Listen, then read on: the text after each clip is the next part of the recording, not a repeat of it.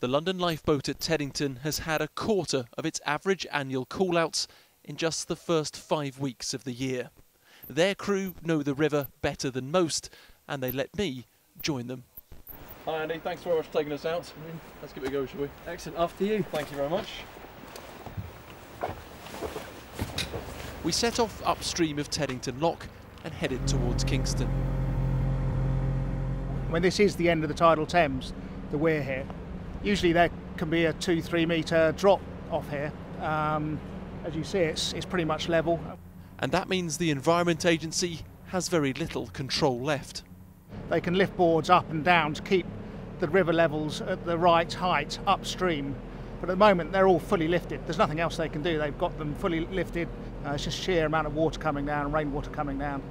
It takes up to 2 days for rainwater to filter into the Thames, and river levels are still rising. As you can see over here, we've got the 1947 flood mark. I've been on the crew for about 10 years and I haven't seen levels this high. This is non-tidal where we are now. Downstream it does get like this at spring high tides, but there's no tide coming in at the moment because the barrier's up.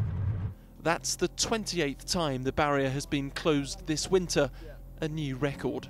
Normally have a road running alongside the river between the foliage and this wall, and the entire thing is now completely submerged. You can see a few signs, but there's normally cars and so on along there, and unfortunately it's impassable now.